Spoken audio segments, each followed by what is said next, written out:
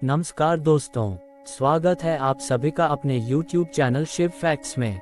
हिंदू धर्म की रहस्यमय कथा एवं परंपरा, संस्कृति और शिव पुराण से जुड़ी और पंडित प्रदीप मिश्रा के मुख द्वारा कही गई रहस्यमय कथा जानने और समझने के लिए शिव फैक्ट्स YouTube चैनल को सब्सक्राइब कीजिए और हर रोज नई कहानियाँ और हिंदू धर्म से जुड़ी बातें जानें और समझिए।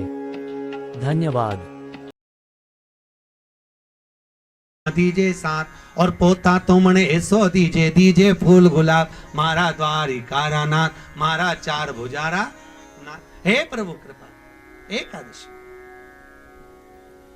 भूमि का शयन करो, पत्तल पर भोजन करो और जले हुए भोजन का त्याग करो। देवराज ने केवल शिव महापुराण के महत्तम शब्द को स्मरण किया और महत्तम शब्द का स्मरण कर देवराज आनंद करते करते ताप इतना पड़ा। देवराज भगवान शंकर के मंदिर से बाहर निकला, कुछ ही दूर पर गया था। जाने के बाद देवराज के प्राण छूट गए। महाराज प्राण छूटे, भगवान शंकर का गण बनकर भगवान शिव के धाम को चले गया। देवता आनंद की अनुभूति करने लगे, चारों तरफ सुख समाहित हो गया।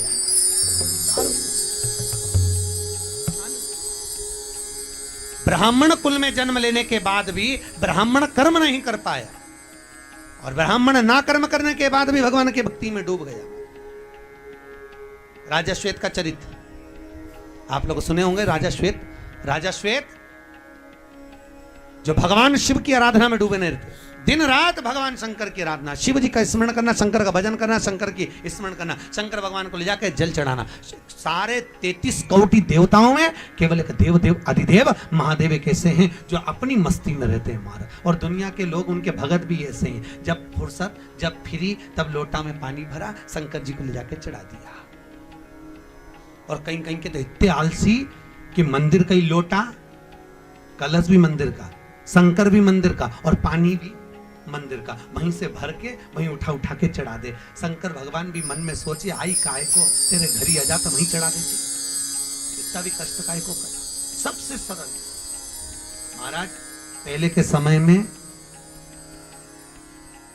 2 दोष नहीं होते थे घर में, एक पितृदोष, दूसरा वास्तु दोष होता था। क्या पहले घरों में 2 दोष नहीं होते थे, ना पितृदोष होता था ना वास्तु दोष होता था। आज के जमाने में लोग मकान बनाते हैं, घर बनाते हैं तो वास्तु शास्त्री को बुलाते हैं, नक्शा बनवाते समय कहते हैं वास्तु के हिसाब से मकान बनाना, वास्तु के हिसाब से घर बनाना। तो पहले के जमाने में तो लोग मकान बनाते हैं, जिसका मन होता था, पिताजी का मन होता, यहाँ बाथरूम बना दो, वहाँ बाथरूम बना दी, यहाँ पर ये बना दो, हॉल बना दो, वहाँ हॉल बना दिया, जहाँ रसोई घर बनाना है वहाँ रसोई घर बना दिया। पिता का मन, घर के लोगों का मन, बुजुर्ग का मन वहां बना देते थे। पर आज के जमाने में मकान पूछ पूछ कर बनाया तो भी घर में रत्ती भर की शांति नहीं, घर में रत्ती भर की लक्ष्मी नहीं, घर में रत्ती भर का सुकून नहीं।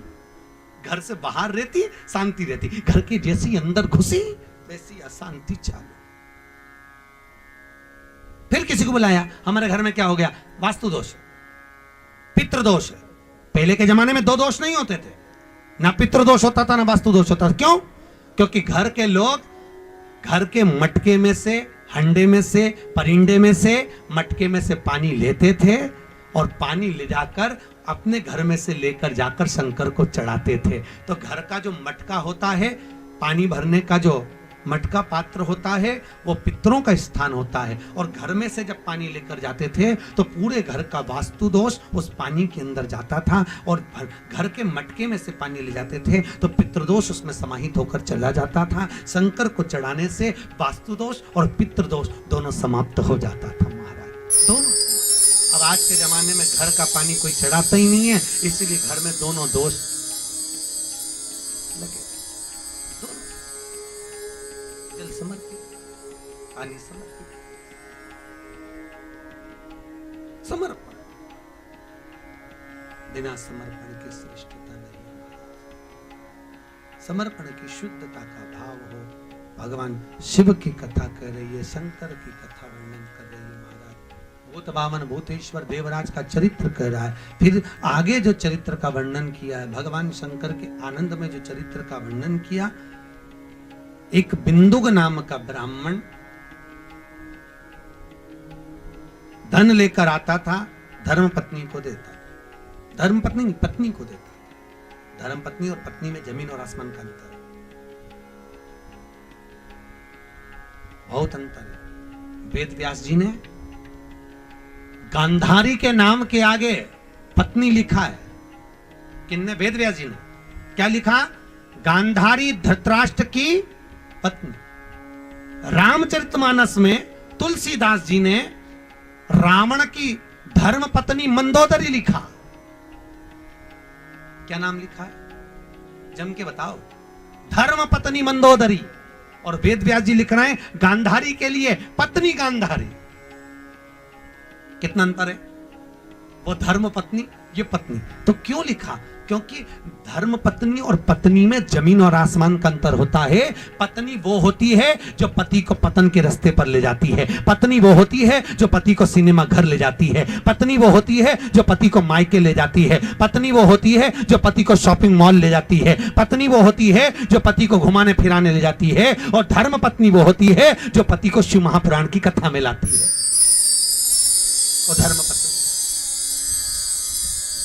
धर्म पत्नी वो होती है जो पति को धर्म के पथ पर लेकर जाए। धर्म पत्नी। मंदोदरी धर्म पत्नी है, साधारण नहीं थी। याद रखिए, एक बार माता सीता जब विवाह कर अयोध्या में आई, माता जानकी जब विवाह कर अयोध्या में आई, माता जानकी ने 8 रात्रि तक अयोध्या का पानी नहीं पिया। माता सीता ने भोजन नहीं करा, अयोध्या का पानी नहीं पी रही है, भोजन नहीं कर रही है। जब अयोध्या का पानी माता सीता ने नहीं पिया, सीता जी से पूछा कौशल्या जी ने, तू अयोध्या का पानी क्यों नहीं पीती, भोजन क्यों नहीं करती? मां बस मन नहीं कर रहा। सुमित्रा जी ने पूछा, नहीं। दशरथ जी ने पूछा, सीता नहीं बोली। कैकेयी आई, उसने पूछा, क्या बात है बहू, तो अयोध्या का पानी क्यों नहीं पीती, अयोध्या का भोजन क्यों नहीं करती, क्या बात है? इतने में माता सीता ने कहा, मां मेरी रोज सासुएं आकर पूछती हैं मैं पानी क्यों नहीं पीती, भोजन क्यों नहीं करती। मेरे ससुर आकर पूछते हैं मैं पानी क्यों नहीं पीती, भोजन क्यों नहीं करती। इतने में सीता जी ने माता कैकेयी से कहा, मां मैं अयोध्या का पानी इसलिए नहीं पीती, मैं अयोध्या का भोजन इसलिए नहीं करती क्योंकि मेरे पिता जनक जी कहते हैं जिस घर में भांजे की हत्या हुई हो उस घर का ना तो पानी पिया जाता है ना भोजन किया जाता है। मेरा ससुरा भांजे का हत्यारा है। मैं भोजन नहीं करूंगी, मैं पानी नहीं पीऊंगी। कैकेयी ने दोनों हाथों से अपने कानों को बंद कर लिया। बहू वाणी को विराम दे, कैसे शब्द बोल रही है? तेरे ससुर ने कभी चींटी नहीं मारी और तू कह रही है भांजे की हत्या कर दी। अग्नि की तरह बात पूरी अयोध्या में फैल गई।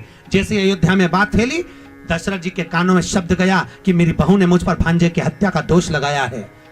शब्द पढ़ते ही दशरथ जी को चरित्र याद आ गया। जब पहुंचा सरयू तीर भरन को नीर, विपत्ति का मारा जल भरने गया बेचारा। श्रवण पानी को आया था, वो जल में तुम भी डुबोया था। अरे धोखे से मारा बाण कलेजा फाड़ा, जल भरने गया बेचारा। तब श्रवण कुमार ने दशरथ जी को देखकर कहा था, मामा जी भेद बता देना, पितु मात को नीर पिला देना। मेरे पांव पड़ी जंजीर हुआ अंधियारा, जल भरने गया बेचारा। तब दशरथ जी ने पूछा, तूने मुझे मामा कैसे कह दिया? मैं तेरा मामा कैसे? श्रवण कुमार कहते हैं, मामा जी मेरी माँ से रोज पूछता था, माँ मेरे मामा कैसे लगते हैं, मेरे मामा कैसे लगते हैं? तो मेरी माँ ने कहा था तेरे मामा के मस्तक पर सूर्य वंश का तिलक है। आज आपके माथे पर तिलक देखा इसलिए आपको मामा कह दिया। ये कंपनी का ट्रेडमार्क है कि कौन सी ब्रांड के हो, इससे ब्रांड का पता चलता है। त्रिपुण लगा है शंकर वाला, यू मार्क का तिलक है कृष्ण वाला, 3 लगे हैं नारायण वाला, बिंदी लगी है लाल देवी जी वाला, काली बिंदी लगी है निम्बार्क वाला, पहचान में आता है। सफेद तिलक के अंदर काली बिंदी विठल वाला, पहचान में आता है। कौन सी कंपनी का है? 2 चीजें कंपनी की होती है, एक तुलसी की माला, गल मस्तक का तिलक। आजकल मृत्यु का ठिकाना नहीं, कब मौत आ जाए, कब प्राण छूट जाए, कोई भरोसा है क्या कि कब प्राण छूट जाए? मालूम पड़े प्राण छूटे और मुंह से राम नाम नहीं निकला, भगवान का भजन नहीं निकला तो नरक पड़ जाओगे। इसीलिए गले में तुलसी की माला हो या मस्तक पर तिलक हो, अगर प्राण छूट भी गए, राम नहीं भी निकला, हरि विठल नहीं भी निकला, शंकर का नाम नहीं भी निकला और मर गए, तो मरने के बाद यम के दूत अगर बंदी बनाने आएंगे, तो यम के दूत जब बंदी बनाने आएंगे, माथे पर त्रिपुण लगा देखेंगे तो यम के दूत पहचान जाएंगे कि अपनी कंपनी का माल नहीं है, शंकर जी की कंपनी का है, वही लेकर जाएगा। एक CFL का बल्ब अगर बेकार निकल जाता है तो कंपनी का माल वापस कंपनी में जाता है। उसी तरह अगर त्रिपुंड लगा दिख गया तो वापस तुम शंकर जी के धाम में पहुंच जाओगे। और मान लो किसी किसी का लेवल भी मिट जाता है तो नीचे सील लगी हुई है, गले में तुलसी की माला या रुद्राक्ष की माला पड़ी है तो भी यमदूत के पहचान जाएंगे इसके गले में माला पड़ी है, ये तो भगवान के दरबार में जाए। अब भगवान दशरथ जी के मस्तक पर तिलक देखा श्रवण कुमार ने मामा कह दिया, मेरी माता को जल पिलाना। श्रवण कुमार के माता पिता के पास में जब दशरथ जी पहुंचे, दशरथ जी की आंख में आंसू भर गया कि यहां तो मेरी बहन बैठी है सुहांगी। दशरथ जी की एक ही बहन थी जिसका नाम था सुहांगी, जो शांति मुनि के साथ बिहाई थी।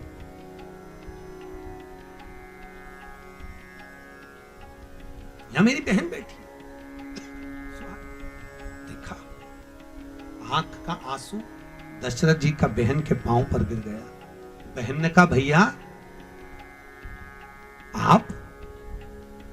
हाँ, तुम्हारे भांजा आने वाला है।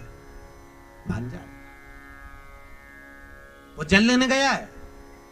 दशरथ जी ने पूरा चरित्र सुना दिया, पूरा चरित्र। इतने में जमाई ने श्राप दे दिया, दशरथ मैं अपने पुत्र के वियोग में प्राण त्याग रहा हूं, तुम्हें भी त्यागना पड़ेगा।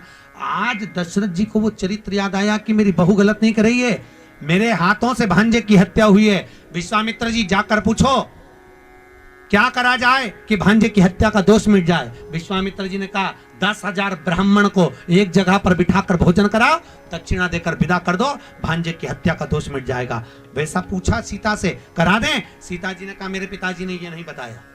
कई कई बहुएं होती हैं मायके के मेथड से चलती हैं। सास उनको बताती है कि तिल्ली का लड्डू ऐसे बना, तो नहीं बनाएगी, माँ ने जैसा बताया वैसी बनाएगी। मेरी मम्मी ने तो ऐसा बताया, वैसे करेगी। सीता जी ने कहा मेरे पिताजी ने ही नहीं बताया, तो तुम्हारे पिताजी ने क्या बताया? सीता जी कहती है मेरे पिताजी ने बताया कोई ऐसा ब्राह्मण जिसने ना कभी किसी के घर खाया हो, ना पानी पिया हो, किसी के घर में मुंह झूठा ना करा हो, ऐसे ब्राह्मण को घर में बिठाकर भोजन करा दो, दक्षिणा देकर विदा कर दो, भांजे की हत्या का दोष मिट जाएगा। दशरथ जी ने पूरी अयोध्या में देखा, ऐसा बामण नहीं मिला। पत्र लिखा जनक जी को, समधी जी सगा जी तुम्हारे यहाँ कोई बामण हो तो बता दो। समधी जी बोले हमारे यहाँ भी कोई बामण नहीं है, अपनी करमाला में ऐसा कहीं का बामण हो तो बता दो रे, जिसने ना कभी किसी के अगर खाया हो ना पानी पिया हो। पूरी पृथ्वी पर बामण देखा तो नहीं मिला। तब जनक जी ने पत्र लिखकर भेजा दशरथ जी को, दशरथ जी पूरी पृथ्वी पर ऐसा ब्राह्मण नहीं मिलेगा, पूरी पृथ्वी पर केवल एक ब्राह्मण ऐसा है, ना उसने किसी के घर खाया ना पानी पिया, उसका नाम लंका का राजा रावण है। क्योंकि रावण को कोई घर में भोजन करने नहीं बुलाता, पानी पीना नहीं बुलाता, उसको तुम बुलाइए, वो ब्राह्मण है। दशरथ जी ने पत्र लिखा, श्रीमान रावण जी महाराज आप हमारे यहाँ एक समय भोजन के लिए पधारो। वो पत्र मंदोदरी के हाथ लग गया। और मंदोदरी रावण की कौन है? जम के बोलो, धर्म पत्नी। अब धर्म पत्नी क्या करती है देखो। धर्म पत्नी पहुंची रावण के पास, स्वामी आप ब्राह्मण कुल में जन्मे पर आपने कभी ब्राह्मण कर्म नहीं करा। रावण कहता है मैं ब्राह्मण कर्म तो करता हूं, शंकर जी की पूजन करता हूं, जनेऊ पहनता हूं, त्रिपुंड लगाता हूं, ये ब्राह्मण कर्म नहीं तो और क्या है? इतने में मंदोदरी ने कहा ब्राह्मण कर्म से नहीं कहते, ब्राह्मण कर्म वो होता है जजमान के यहाँ भोजन करने जाओ दक्षिणा लेकर आओ। इतने में रावण हंसकर बोला मेरे जैसे दशानंद को कौन भोजन कराएगा, किसको अपने खजाने खाली करना है? मंदोदरी बोली फालतू की बात छोड़िए, ऐसे जजमान बहुत हैं जो भोजन कराएंगे, आप जाओगे? रावण बोला तू नाम बता मैं चले जाता हूं, जाइए, राजा दशरथ ने तुम्हें भोजन करने बुलाया। रावण ने अपने मस्तक के मुकुट को जमीन पर रख दिया, क्योंकि रावण बड़ा विद्वान था, उसको मालूम था अहंकार का मुकुट पहनकर जाऊंगा तो मुझे राम नहीं मिल पाएगा, अहंकार छोड़कर जाऊंगा तो राम मिलेगा। मुकुट जमीन पे। रावण गया, किसके कहने पर? अरे बोलो जमके, तो तुम कब कहोगी? वो तो मंदोदरी थी, उसने कहा जाओ राम जी के दरबारे, तो तुम भी रोज जाके बोलोगे कि नहीं बोलोगी? चलो। वो पूछे कहां कथा हो रही है? 7 दिन में एक दिन तो धर्म पत्नी बन जाओ। मेरा निवेदन इतना सा है, उनको भी साथ लेकर।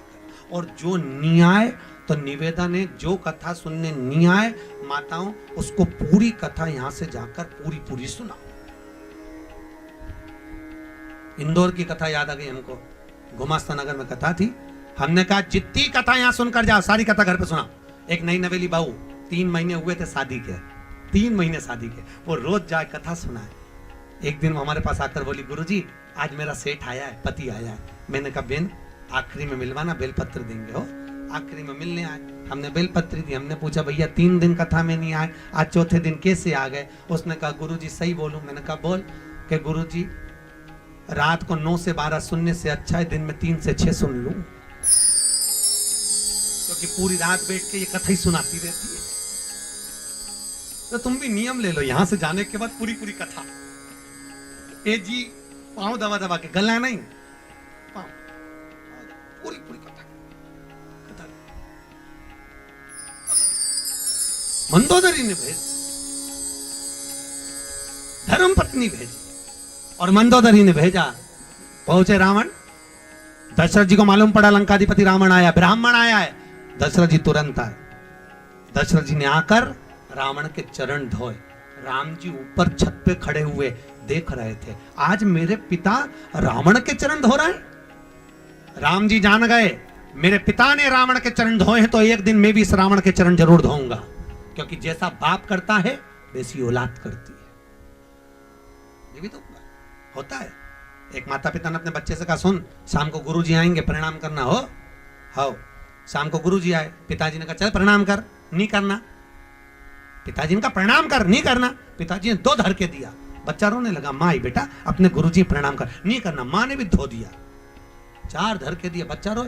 इतने में गुरुजी ने कहा काहे को मार रहे हो? कि प्रणाम नहीं कर रहा। गुरुजी बोले नहीं कर रहा तो मत करने दो, कम से कम तुम दोनों तो करो,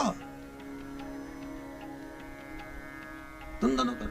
अब जैसे ही माता पिता ने प्रणाम करा, बच्चे ने साष्टांग दंडवत कर लिया। उनको देखकर हम सुधरेंगे, युग सुधरेगा, हम बदलेंगे। अरे बोलो तो युग बदलो तो सही। कब बदलोगे? अरे बोलो तो बदलना जरूरी है। 2 चीज बहुत जल्दी बदली, एक घूंघट, एक मेहंदी। पहले घूंघट यहां था, फिर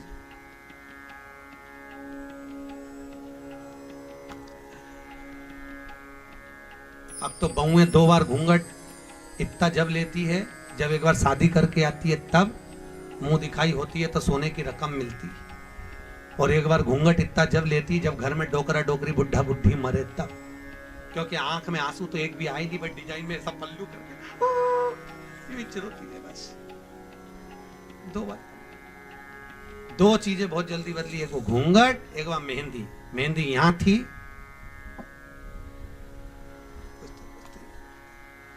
पूना में कथा थी मंगलवार पेट में, तो हमने पूछ लिया, एक बच्ची लगा के, हमने कहा तनु इधर आ। तो क्या गुरुजी ये तूने क्या लगाया? तो कि वो टेटू। हमने कहा कितने का लगवाया? कि 700 रुपए का। हमने कहा 700 रुपए तू गौशाला में देती तो बेचारी गाय 1 महीना चारा खाती, फालतू का पैसा खर्च करी है, ऐसे तो कोई भी बना। अगर आपको आज की यह कथा पसंद आई हो तो हमारे YouTube चैनल को सब्सक्राइब अवश्य कीजिए और बाजू में दिए गए बेल आइकॉन को अवश्य क्लिक कीजिए और कमेंट कीजिए। ओम नमः शिवाय। धन्यवाद।